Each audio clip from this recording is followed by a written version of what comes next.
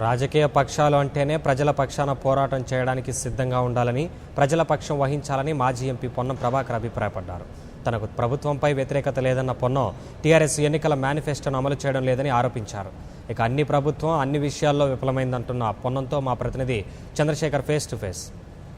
విద్యార్థి దశ నుంచి రాజకీయాలను ప్రభావితం చేసేటువంటి స్థాయికి ఎదిగినటువంటి కరీంనగర్ మాజీ MP Ponnam Prabhakar TP Telangana state Congress కమిటీకి ఉపాధ్యక్షుడిగా ఉన్నారు. అయితే ఈ మధ్యకాలంలో తరచూ ప్రభుత్వ వ్యతిరేక ప్రకటనలు వస్తున్నాయనేటువంటి ఆరోపణలు వస్తున్నాయి. ఏ విధంగా ఉంది అసలు ప్రభుత్వ పనితీరు ఏ విధంగా ఉంది, ప్రతిపక్ష నేతగా ఏ విధమైనటువంటి కార్యక్రమాలు చేపడుతున్నారు, మరి భవిష్యత్ కార్యాచరణ ఏ విధంగా ఉంది అనేది వారి మాటల్లోనే మనం అడిగి తెలుసుకునేటువంటి ప్రయత్నం చేద్దాం. నమస్తే, ఎట్లా ఉందండి ఇప్పుడు ప్రజెంట్ ఏంటంటే పొన్నం ప్రభాకర్ అంటే టీఆర్ఎస్ గవర్నమెంట్ మీద విరుచుకుపడుతున్నారు అనేటువంటి ఒక ఆరోపణలు ప్రధానంగా వస్తున్నాయి. దీనిలో ఎట్లా పరిగణించారు? ఇప్పుడు నేను ఒక రైతు బిడ్డగా ప్రస్తుతం ఉన్నటువంటి రైతుల పరిస్థితి చూసిన తర్వాత మాట్లాడకుండా ఉండలేం. ఈరోజు ప్రభుత్వం ముఖ్యంగా ఏ వర్గానికి ఏం జరిగింది అనేటువంటి అంశం పోకుండా ప్రత్యేకించి రైతు వర్గానికి తీసుకున్నట్టయితే రైతుల రుణమాఫీ నుంచి మొదలుకొంటే ఈరోజు వరకు అన్ని రకాలుగా రైతుకు వ్యతిరేకంగానే నిర్ణయాలు జరిగినాయి. రైతులకు సంబంధించి ₹1,00,000 నష్టపరిహారం మీరు రుణమాఫీ చేయలేదు. రైతు ఆత్మహత్యలు జరిగితే 3-man కమిటీ పెట్టి వాళ్ళకు డబ్బులు ఇవ్వట్లేదు. ఇరిగేషన్ లేదు. 2 సంవత్సరాలు వరుస కరువులు. 1 సంవత్సరం వర్షం పడితే దాంట్లో మీరు ఉసికే విపరీతమైనటువంటి తోడని వల్ల భూగర్భ జలాలు పడిపోయే నష్టము. ఇప్పుడు పండించిన ధాన్యం కూడా అది మిర్చి కావచ్చు, మీరే పత్తెద్దన్నారు, మిర్చి కొనుగోలు ప్రక్రియను ఏర్పాటు చేయాలి, అది లేదు. పసుపుకు సంబంధించి ఇబ్బంది అవుతూ ఉన్నది. వరిధాన్యం కుప్పలు ఎక్కడికక్కడ ఉన్నది. లారీలు లేవు. ఉసుక అమ్ముకునేంత శ్రద్ధను ఈ రైతాంగానికి లారీలను సరఫరా చేసే ఆలోచన లేదు. రైతులకు ₹1,00,000 రుణమాఫీని ఎన్నికల హామీ మేము హామీ ఇచ్చినాడు, మొదటి సంతకంతో పూర్తి చేసినాం, నువ్వు ఎందుకు చేయలే? తర్వాత ఈరోజు ఒక్కసారి పొన్నం ప్రభాకరో కాంగ్రెస్ పార్టీయో లేకపోతే మీడియానో నిన్ను విమర్శిస్తుందనేటువంటి కోణం నుంచి చూడకుండా నీకు నువ్వు ఆత్మ పరిశీలన, నీ ఏదైతే ప్రగతి భవన్ అంటున్నావో ప్రశంసల భవన్లా, ఎందుకంటే ప్రగతి భవన్కు ఎవడన్నా అభివృద్ధి కావాలని పోయడానికి అవకాశం లేదు. ఎందుకు చెప్తున్నా అంటే ఇలా ఉదాహరణ కరీంనగర్ జిల్లా మెడికల్ కాలేజ్ ముఖ్యమంత్రి అనౌన్స్ చేసింది, దాని గురించి రిప్రజెంటేషన్ చేద్దామంటే ప్రగతి భవన్కి రావడానికి అవకాశం ఉండదు. కానీ ఆహా ఓహో ముఖ్యమంత్రి నువ్వు పెద్ద ఇంద్రుడు చంద్రుడు అనే ప్రశంస చేయడానికి మాత్రం ట్రాఫిక్ ఇబ్బంది ఉన్నా ప్రశంస భవన్కి పోవచ్చు. మీరు రాబోయే కాలంలో వేములవాడ నుంచి ఎమ్మెల్యేగా పోటీ చేస్తే అనేటువంటి ప్రచారం గుప్పు ఉంటుంది. దీని మీద మీరు కరీంనగర్ పార్లమెంట్ పేరు వేములవాడ మారితే నేను చెప్పలేను, కానీ నేను కరీంనగర్ పార్లమెంట్కి పోటీ చేస్తాను. అది పార్లమెంట్ పేరు ఏదైనా మారితే నాకేం తెలియదు.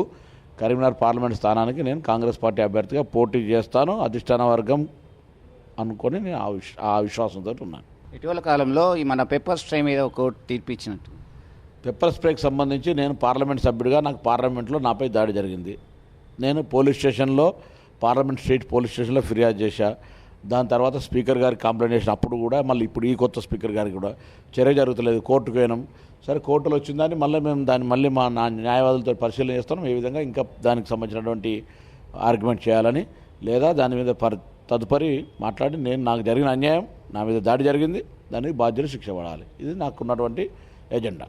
దేశవ్యాప్తంగా రాష్ట్ర వ్యాప్తంగా ఒక ఎన్నికల హడావుడి ఉంది అని అనుకోవచ్చా? ఇటు అధికార పక్షము ప్రతిపక్షాలన్నీ కూడా ప్రజల్లోకి వెళ్ళే పనులు చేస్తున్నాయి. ఇటీవల కాలంలో మీటింగ్లు పెట్టడం కావచ్చు, టీఆర్ఎస్ వాళ్ళు, కాంగ్రెస్ టీడీపీ వాళ్ళు, బీజేపీ వాళ్ళు కూడా ప్రజల్లోకి వచ్చేటువంటి పనులు చేస్తున్నారు. దీన్ని బట్టి మనకు ముందస్తు ఎన్నికలు జరిగే అవకాశం ఉందని అనుకుంటారా మీరు? ఇప్పుడు ఎన్నికల కొరకే పార్టీలు పనిచేయడం పొరపాటు. రాజకీయ పార్టీ తమ ఉనికి ప్రజా సమస్యలు ఎప్పుడు భాగస్వామ్యం కావాలి. దాని ద్వారా ప్రజలను ఆకర్షించుకొని రాబోయే ఎన్నికల లోపల ఎవరైనా గెలవాలనుకుంటారు. ఏ పార్టీ చేసినా అది రాజకీయ పార్టీల బాధ్యత. అందులోనే భాగంగా ముందస్తుగా టీఆర్ఎస్ పార్టీ ఒకవైపేమో ఒక చేయితోటి 105 సీట్లు గెలుస్తాం, మేము చాలా కంఫర్ట్ ఉన్నాం, ఫలానాడు ఫస్ట్ ఎంపీలు 16 గెలుస్తామని చెప్తారు. మరి ఆ ప్రకటన వచ్చిన తర్వాత నుంచి చూసుకుంటే ఇలా అనేకమైనటువంటి ప్రలోభపూరిత వాగ్దానాలు చేస్తూ ఉన్నారు. మీకు అంత కంఫర్ట్ మెజార్టీ ఉన్నప్పుడు why? So this mindset అర్థమవుతా ఉన్నది. వాళ్ళు ఎన్నికలకు సంబంధించినటువంటి దృష్టితోటే ప్రతి అంశాన్ని ఆలోచన చేస్తారు. శాసనసభను గౌరవంగా కానీ మంత్రివర్గాన్ని గౌరవంగా తీసుకోవడం లేదు, ఎన్నికల ప్రక్రియనే ప్రధానంగా తీసుకుంటారు. ఇది మంచిది కాదు రాజకీయంగా. ఫైనల్గా ఒకటి చెప్పండి, రాష్ట్ర ముఖ్యమంత్రి కేసీఆర్ చేపట్టినటువంటి సర్వేలో ఎంపీలలో కరీంనగర్ ఎంపీకి మొదటి స్థానం లభించింది. చుట్టరికంలో గాయంత ప్రేమ ఉండకపోతే ఎట్లా అబ్బా? మీరు చెప్పు, నిన్నే ఓటు అడుగుతున్నా, ఏం చెప్తావు చెప్పు. ఇప్పుడు నేను ఆ అంశం మీద కామెంట్ చేయాల్సుకుని ఆయన మీద నేను ప్రత్యర్థిని తప్పకుండా నెంబర్ 1 అంటే గ్రీటింగ్ చెప్తా, రాబోయే ఎన్నికల్లో సవాల్ చేస్తా.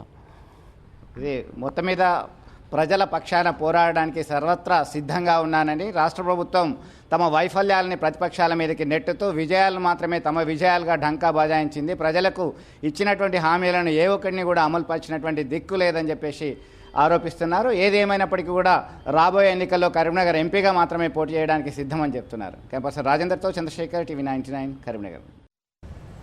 బులెటిన్లో షార్ట్ బ్రేక్ తీసుకుందాం. బ్రేక్